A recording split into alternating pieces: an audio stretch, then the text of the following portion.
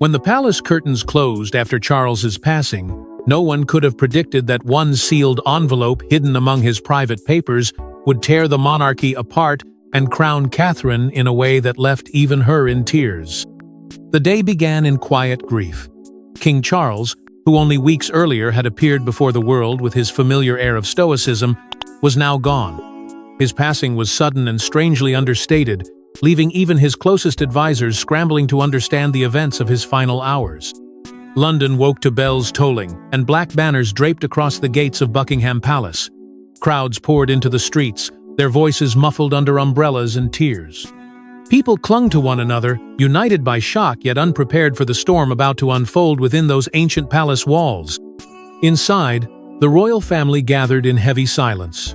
The queen consort, Camilla, sat rigid and hollow-eyed, flanked by aides who murmured quietly in her ear. William stood near a window, arms folded tight, staring at the distant crowds below. Catherine kept herself in the background, her hands clasped in front of her, her expression an unreadable mask. Aides moved carefully around them, respectful but tense, carrying armfuls of papers, personal effects, and files removed from Charles's private study. It was during this process, while sorting through the late king's immaculate desk, that a senior aide stumbled upon it. A small, sealed envelope, thick, and bearing only the words, "To be read upon my death," in Charles's unmistakable handwriting. A chill passed through the room as the aide raised it aloft, and for a long moment, no one spoke. Everyone assumed it was merely another ceremonial note, a gesture of closure, perhaps final words to his family or the nation. Yet there was something about the way it was sealed, the deliberate way it was hidden beneath his private papers, that made the air in the room feel heavier. Whispers started almost immediately. Advisors exchanged uneasy glances. Even Camilla shifted in her chair and asked, more sharply than intended, why no one had seen this letter before. The family was summoned to the official chamber where the will would be read, the envelope now resting on a velvet cushion as if it were a crown itself. Catherine walked into the chamber behind William, her mind buzzing with questions she dared not voice. Something in the way the staff watched her quick, nervous glances that darted away when she caught them made her stomach knot. It was as though they already knew something she did not. And yet she kept her composure, sitting quietly, her eyes fixed on the sealed paper that seemed to grow heavier with each passing second. The royal solicitor finally stepped forward, clearing his throat as the family leaned in. The world outside still wept for its king, unaware that in the next breath, the monarchy would be thrown into chaos. But nothing could have prepared Catherine or anyone for the devastating and explosive contents of Charles's final words revealed in the next breath. What began as a routine reading of a monarch's will erupted into chaos when the final line declared Catherine not William, not Camilla the sole monarch of Britain, leaving her trembling and the family stunned into silence. The chamber was heavy with grief but thickened with expectation as the royal solicitor began to read aloud. Camilla sat at the head of the table, her chin lifted in quiet authority, her expression carved from the assumption that her place was secure. She had endured years of whispers and hostility, and now, she believed, her time as queen, in name and spirit, had arrived. Beside her, William exuded a subtle confidence. For him, this moment had always been inevitably passed down through blood, centuries of tradition, and the quiet assurances of his father. Even Catherine, who sat a little behind, seemed ready to endure the formality and fade quietly into the background. The solicitor's voice echoed through the chamber as he read the preamble of loyalty and duty, the familiar language of a king's farewell. Camilla nodded solemnly. William held his gaze on the table, and Catherine folded her hands, staring down to hide the unease swelling in her chest. But as the reading continued, there was an unfamiliar tone. The solicitor paused more than once, faltering over words that seemed chosen to wound rather than comfort. A few subtle glances darted in Catherine's direction, but she refused to look up. Then it came. The final line, deliberately placed, impossible to mistake, rose like a blade through the air. It is my will and command that Catherine, Princess of Wales, be named rightful and sole monarch of Britain, to inherit my crown and sovereignty in full. The silence that followed was deafening. Camilla's hands froze on the table as though her blood had stopped flowing. William blinked, his confidence splintering into disbelief as he finally raised his eyes. His name had not been uttered, not even mentioned.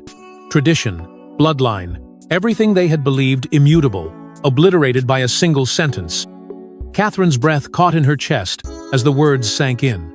Her hands shook uncontrollably, and then, as though years of quiet composure had been ripped away, she burst into tears. Sobs broke through her lips, not of joy but of betrayal and fear, as if she had been thrust into the heart of a storm she never wanted. Camilla's fury erupted next. Her chair screeched backward as she rose, her voice sharp with accusation. She demanded to know how this could be possible, who had orchestrated it, who had dared to humiliate her in front of her family and the world. Gasps and whispers from the courtiers and aides swirled through the room, some clutching their papers as though to shield themselves from the magnitude of what had just happened. Even the oldest and most seasoned advisors stood slack-jawed, unable to comprehend what Charles had done. This was not merely a break with tradition, it was a defiance of everything the monarchy claimed to stand for. Catherine, still sobbing, glanced around the room and saw only shock, fury, and disbelief staring back at her. But the question quickly arose. Why had Charles bypassed both his own wife and son, setting the stage for a dangerous and emotional showdown? As the will's implications sank in, Camilla erupted in fury before collapsing into tears, her anguished cries echoing through the marble halls of Buckingham Palace and sparking whispers of rebellion. It started with a single, sharp accusation that cut through the stunned silence like a blade. Camilla stood abruptly, her voice trembling with rage as she screamed that the will must have been forged. Her words, at first defiant, quickly spiraled into wild claims of deceit and betrayal. She pointed a shaking finger at Catherine, her face red with fury, accusing her of manipulation, of orchestrating some elaborate scheme to steal what was rightfully hers. Every sentence she uttered seemed to splinter the room further, the royal family watching in shock as the queen consort unraveled before their eyes. Aides rushed to her side, desperate to calm her before her fury could boil over into something irreversible.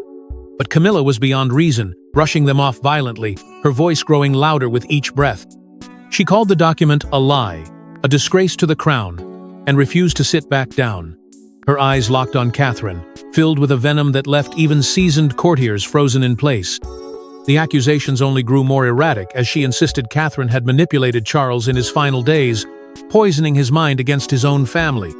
Then, in a storm of movement, Camilla tore herself from the aides and stormed out of the chamber. Her footsteps echoed down the corridor as she pushed past shocked palace staff, her cries still audible long after she had disappeared from sight.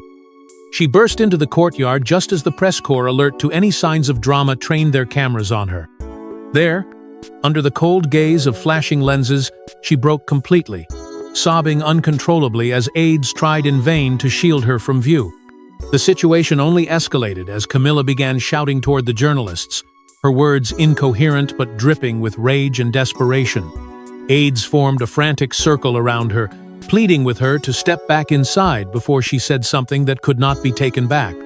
But she continued, her anger laced with a kind of heartbreak that made even the most hardened reporters hesitate before scribbling down her every word. Rumors spread like wildfire that afternoon. Within hours, whispers reached every corner of the palace that Camilla had threatened to leave permanently, declaring that she refused to live under the same roof as the woman who had stolen her crown. Behind closed doors, staff members began to speculate whether her position in the family could even survive the week. And by evening, the inevitable happened. Every major newspaper and television broadcast ran with the photographs of her collapse headlines, screaming about a queen in ruins, a family at war, and a monarchy on the brink. The world devoured the spectacle, but in the shadows of the palace, the drama was only deepening. Yet behind Camilla's grief lay a deeper and darker truth, Charles's private reasoning, a secret long buried and about to be exposed. Days later, a series of letters from Charles himself were uncovered, revealing the private torment that led him to bypass his wife and son in favor of Catherine letters that would ignite even more chaos. The palace, still reeling from the spectacle of Camilla's collapse and the nation's divided response, was thrown into yet another storm when royal archivists stumbled upon a locked wooden box in Charles's private quarters. Inside lay a stack of personal letters, each one sealed with wax, each addressed to Catherine in his own deliberate handwriting. They were not part of the official will. These were not meant for public eyes, nor perhaps even for the family yet. Their existence now threatened to unravel whatever fragile stability remained. The first letter was opened under the watchful gaze of Catherine herself.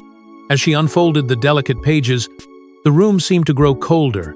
Charles's words spilled out like a confession, drenched in regret.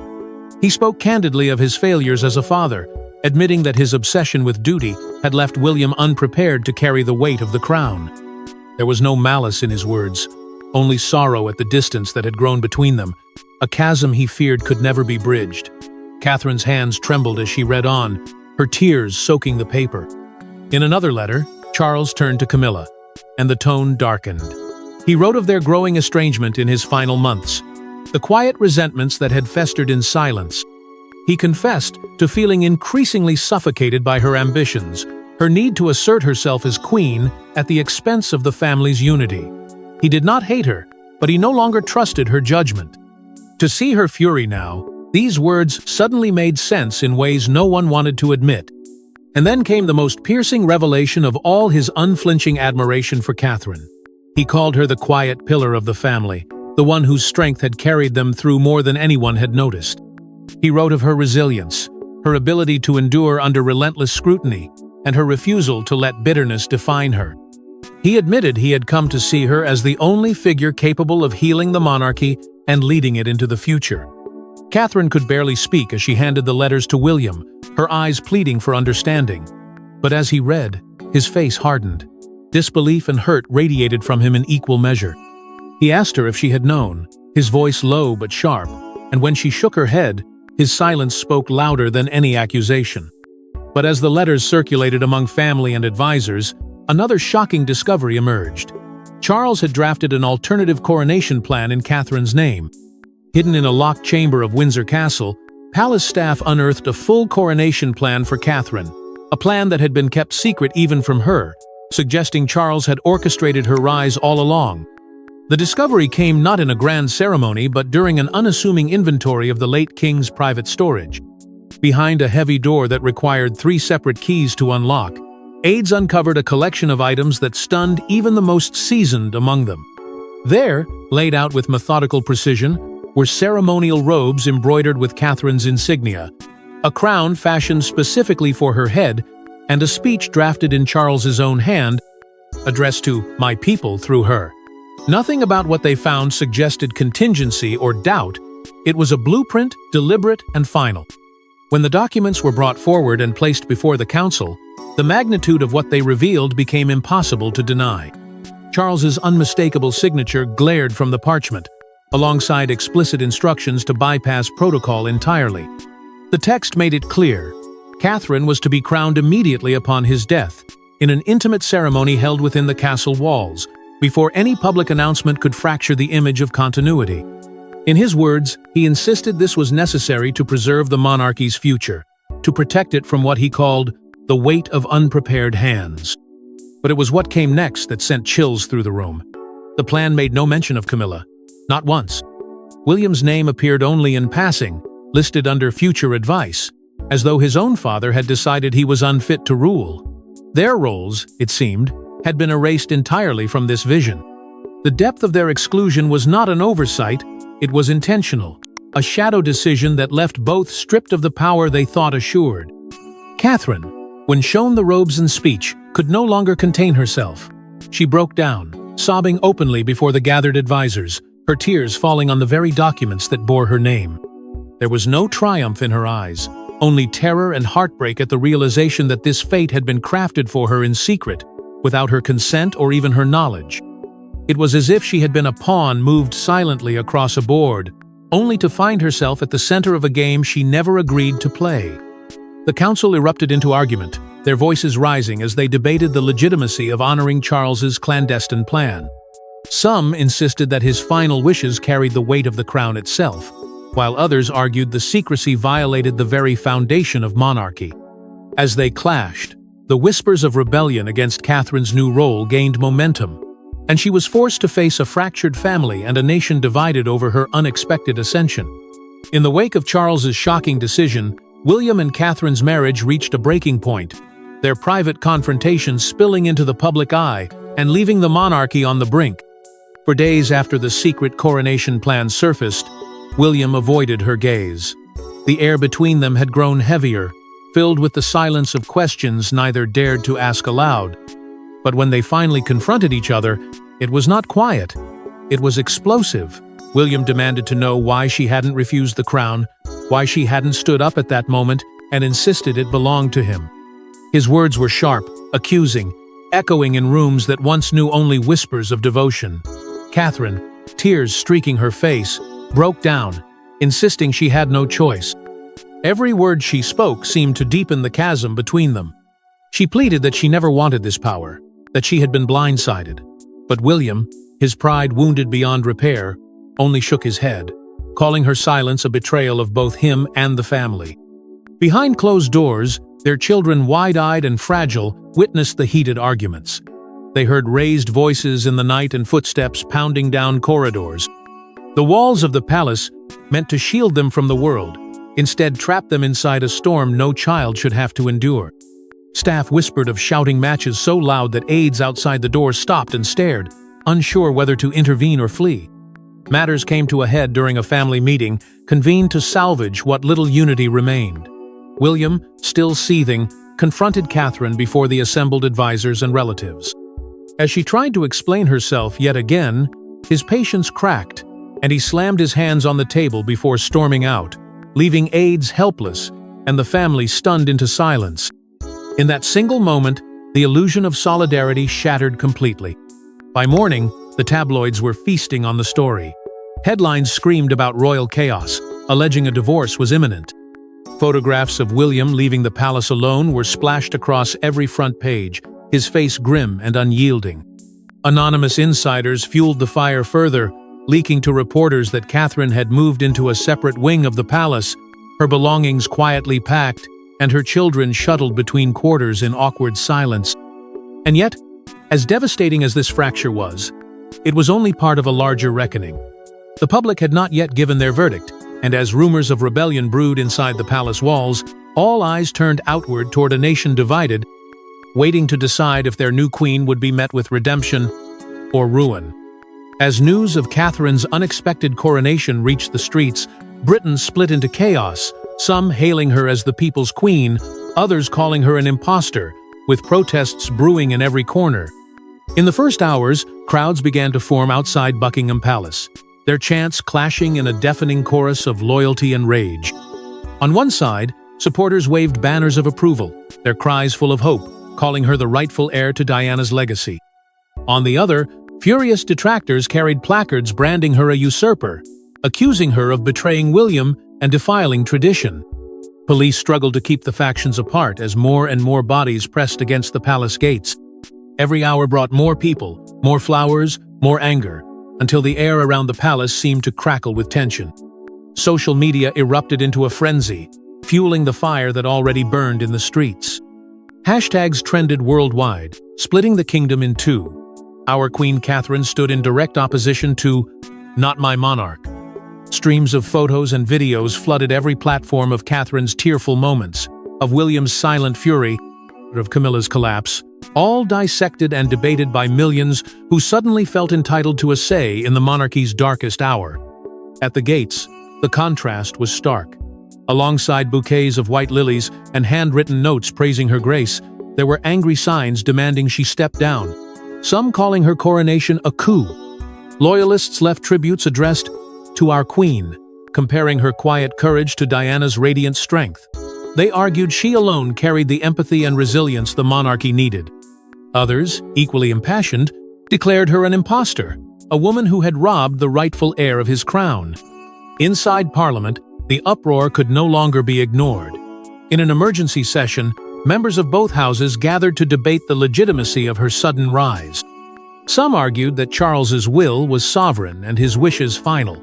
Others claimed his judgment had been clouded, possibly manipulated, and called for an immediate inquiry.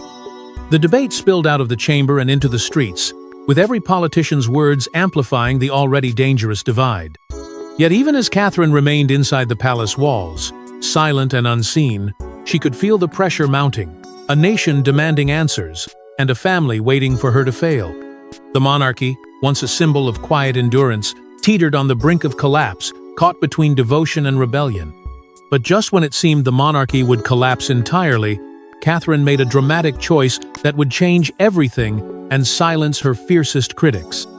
With tear-streaked cheeks and trembling hands, Catherine stepped before the nation to deliver a speech so raw, so devastating, it left even her enemies in awe. After days of silence, she finally emerged, her presence commanding yet fragile.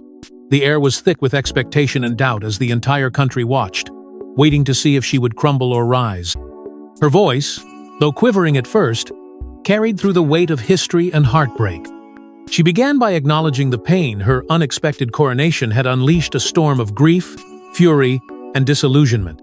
She admitted that the decision had torn her family apart, that she had seen her own children frightened by the hostility surrounding them. There was no defensiveness in her words, only an unflinching acceptance of the chaos now resting on her shoulders. She spoke of Charles's final wishes, not as a justification but as a burden she had no choice but to bear. With a soft yet resolute tone, she promised to honor not only his trust in her but also the trust of the people who doubted her most. She told them that she had not asked for this crown, that she would not have chosen it if she could, but now that it had been placed upon her, she would wear it for them. For everyone who believed, the monarchy still mattered. Midway through, her voice cracked. Her composure faltered as she apologized directly and without pretense to her husband, her children, and even to Camilla. She confessed that she had failed to speak up sooner, to shield them from the heartbreak her silence had allowed. Her tears came freely then, cutting through her dignity yet somehow strengthening it in the eyes of the crowd. But as she steadied herself, her words grew more defiant, more powerful. She vowed to heal the monarchy, to restore its dignity not through empty rituals or rigid tradition, but through truth and service. She promised to rebuild what had been broken, even if it meant enduring more nights of doubt and more days of isolation. In her final lines, she declared her love for her country and her family, promising to bridge the chasm that had opened between them. The reaction was immediate. The silence outside shattered into a roar of applause. Some in the crowd shouted her name, their cries rising above the dissenters, who still shook their fists in defiance. For the first time since the will had been read, the palace gates no longer felt like a dividing line, but a gathering place. But as the palace lights dimmed that night, one final secret remained, one last revelation that would ensure Charles's legacy lived on in unexpected ways. Just as the nation began to embrace their new queen, a final envelope surfaced revealing Charles's most explosive secret yet, an illegitimate son whose very existence threatened to topple Catherine's fragile throne. It began with a single leak, a quiet whisper to the press that spread like wildfire within hours. A palace aide, already disillusioned by the chaos of the past week, revealed the existence of another sealed letter, this one discovered after Catherine's emotional speech to the nation. The aide claimed it had been deliberately withheld from public knowledge, hidden among Charles's most confidential effects. But now, with the monarchy already teetering, it could no longer be ignored. The contents of the letter were breathtaking in their audacity. In it, Charles admitted to fathering a son decades earlier, a child conceived outside his marriage, whose existence he had concealed even from his closest confidants. He described this son not as a fleeting mistake, but as a living embodiment of regret and responsibility he could never fully confront. The words were unmistakable, damning, and irreversible. The letter explicitly named the man, and though his identity was redacted from the leaks, it was only a matter of time before the press began the hunt. Within hours, Catherine's legitimacy was once again thrown into question. The tabloids howled that the throne now belonged not to her, not to William, but to this unknown heir, a man who, according to royal blood, could claim what she had been thrust into. Editorials dissected every sentence of the letter, speculating on who this man was, where he might be hiding, and whether he would dare to step forward. William confronted Catherine behind closed doors, his fury barely contained. He accused her of knowing all along, of keeping the secret from him to secure her position, his words cutting her deeper than she expected. She denied it through tears, insisting she had only learned of it when he had. But the damage was done. The fragile trust between them splintered further, leaving their marriage hanging by a thread. And Camilla, who until now had been shunned and humiliated, seized her moment. She emerged from her self-imposed silence to publicly question Catherine's right to rule, calling for the monarchy to pause all ceremonies until this so-called heir could be found. Her words ignited the anger of Catherine's detractors and emboldened those in Parliament already plotting to strip her of power. Within the palace walls, the staff moved with a new kind of urgency, preparing for yet another scandal that could shatter the monarchy forever. Whispers of abdication, exile, even abolition of the crown itself began to circle among ministers who had once vowed to protect the institution at all costs. And as dawn broke over London, the nation stood on edge, wondering if Catherine could hold her crown or if the final twist of fate would tear it from her grasp. Thanks for watching. Don't forget to like and subscribe, and we will see you in the next one.